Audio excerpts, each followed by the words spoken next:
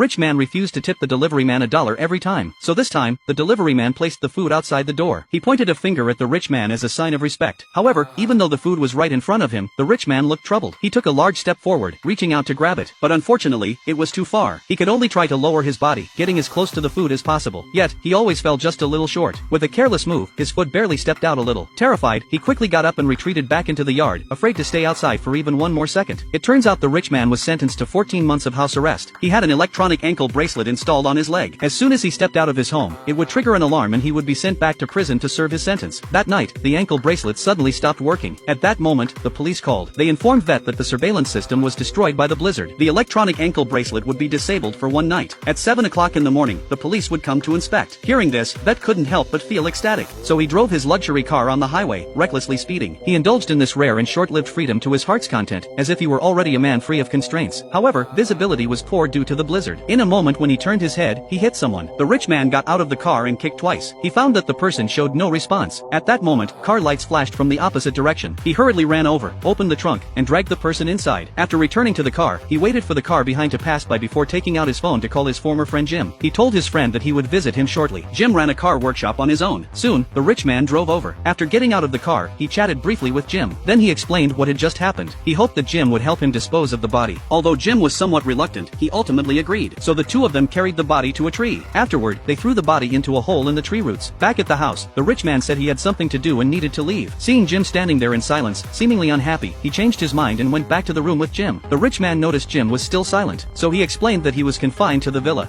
6 months. You've been back for 6 months and this is out here for me. I was on house arrest. Yeah, you on phone arrest too?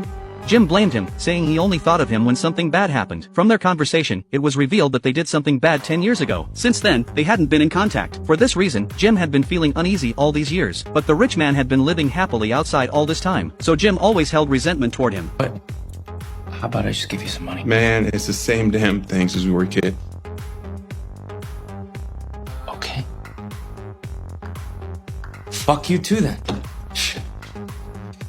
Just as the rich man was about to turn and leave, there was a sudden, violent knock on the door. Jim hurriedly took a pistol out of the drawer. Because the blizzard had blocked all the roads, most visitors at this time were uninvited guests. When they opened the door, lying at the doorstep was someone, and it was the very person they had just thrown into the tree hole.